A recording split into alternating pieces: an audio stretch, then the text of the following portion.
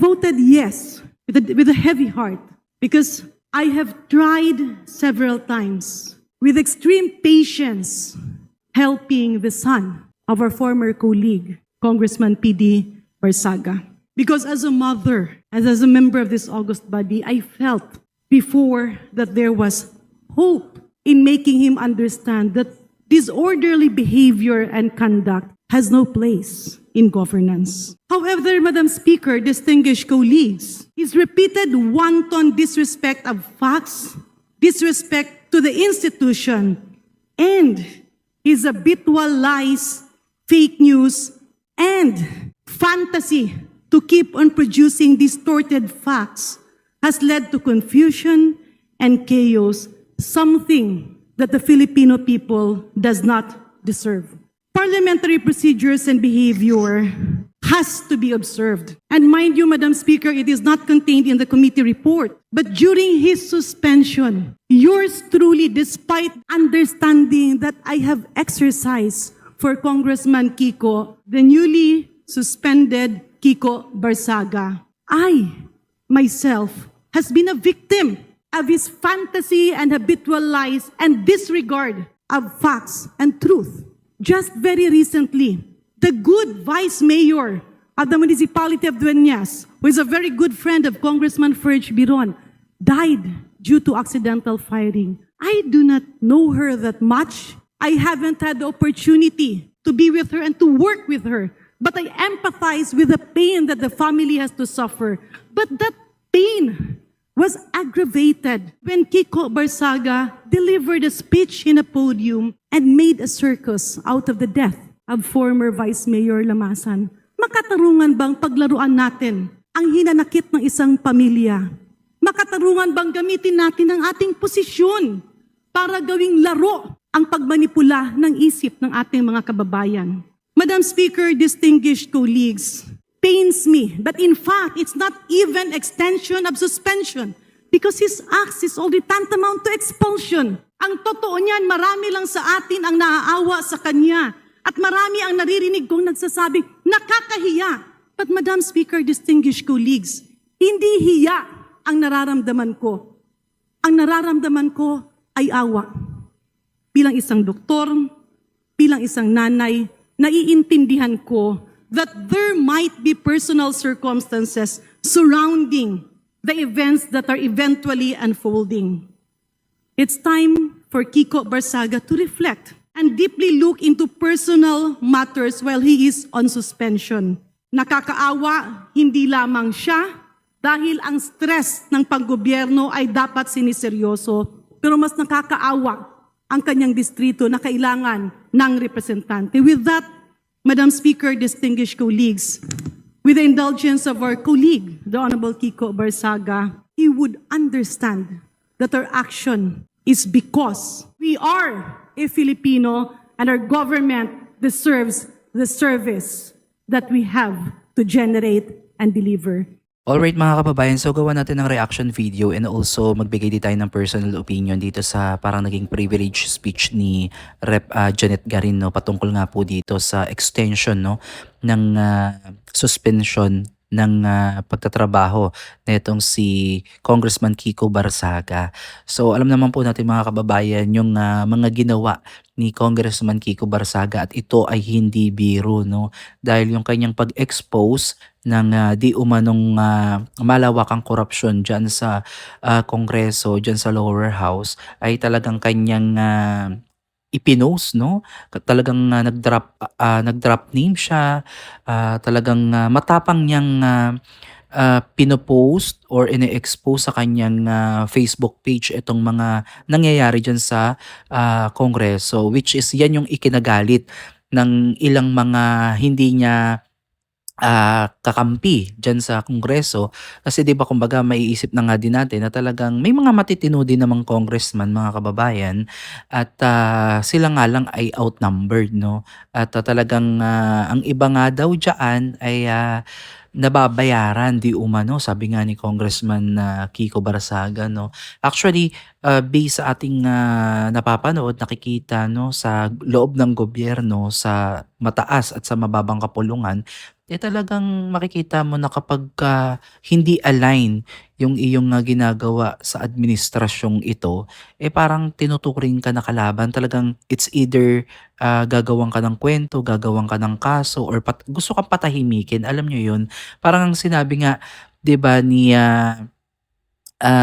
Congressman Leandro Leviste, na parang mala martial law na yung nangyayari ngayon pero walang declaration. Alam niyo yun, parang hindi naman talaga totaling sinabing martial law, pero yung ipinaparamdam ng gobyerno at yung ginagawa ng gobyerno ay parang mahalin tulad, 'no, sa martial law. So ay wala namang ano, walang announcement na ganyan, pero yun yung kanyang sinabi, 'no. Kasi sa paraan na pagsupil, 'no, dun sa mga nagsasalita, sa mga nagki-criticize sa administrasyon. Kasi wala naman ako nakikitang problema, mga kababayan, kung tayo ay nagki-criticize sa taong gobyerno, sa mga officials natin, kung alam naman talaga natin na mali yung kanilang ginagawa at hindi tugma yung kanilang mga sinasabi sa nararanasan nating nasa ibaba.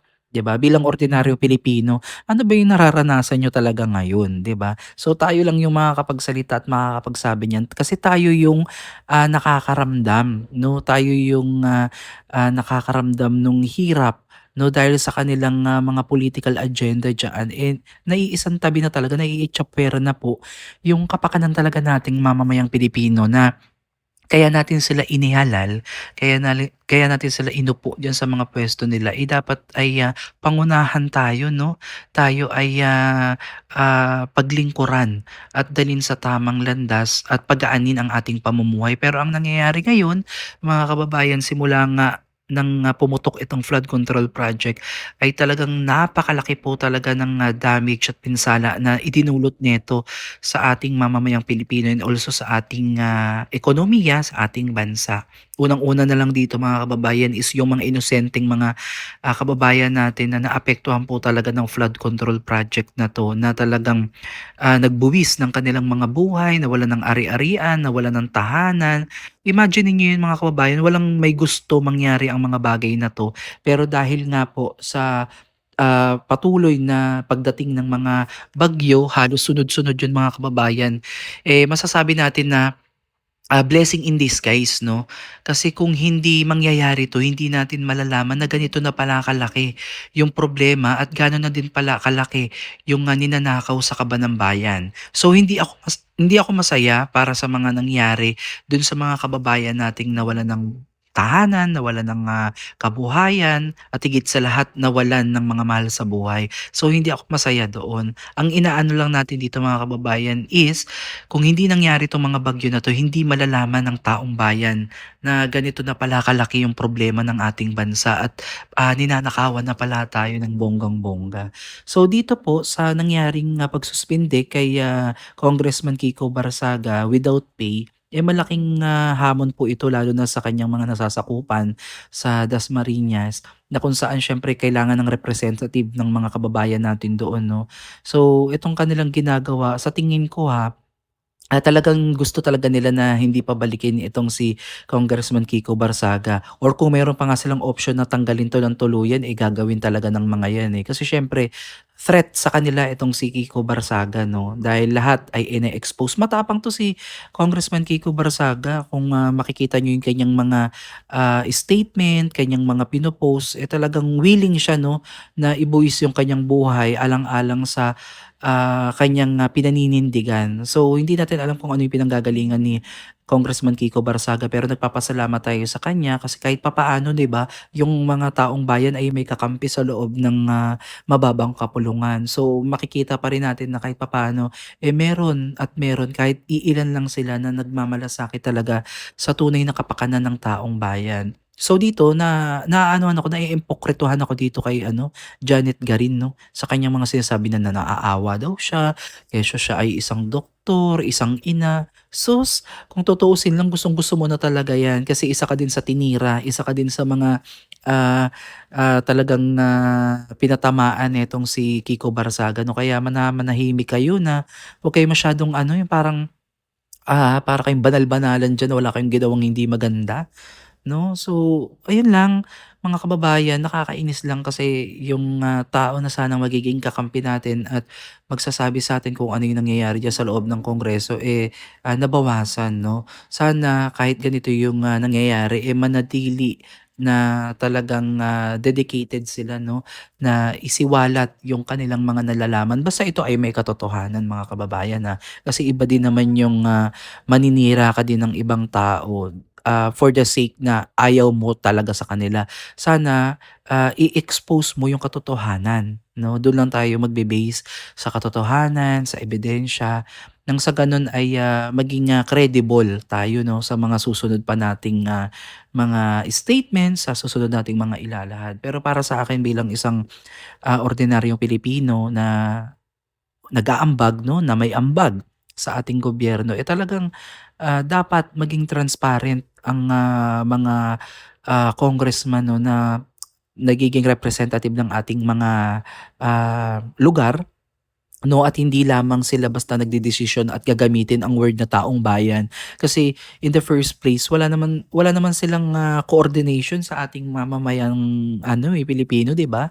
Kumbaga wala naman sila yung pupuntahan kayo talaga bahay-bahay o magpapa-meeting sila na, "O ganito, ganito ang tatalakayin natin, sang-ayon ba kayo sa ganitong, desisyon?" 'Di ba? Gano'n dapat, tinatanong yung taong bayan tapos sa kanya ide-deliver kung ano yung, napagkasunduan o ano yung majority na boto ng taong bayan na nasasakupan nila, dun mo sabihin. Pero kung ikaw mismo ang magdedesisyon at representative ka lang na hindi mo sinangguni sa iyong na nasasakupan, ibang usapan yun. Wag mong gagamitin yung salitang taong bayan, 'no? So, ayun lang mga kababayan, ito lang yung short clip video na nakuha natin dito sa House of Representatives, 'no? At kung gusto niyo panoodin yung buong, video ay bisitahin niyo po 'yan para maintindihan niyo yung buong konteksto, 'no. Basta ako, overall naiimpokrituhan ako dito sa ano, naging, mensahe ni Janet Garin. Puwede niya naman sabihing boto niya yes, 'wag na siyang magpa-keme-keme pa na naaawa siya kay, Kiko Barsaga 'no. So, hindi ako naniniwala na naaawa siya. So again, it's my opinion. Thank you so much.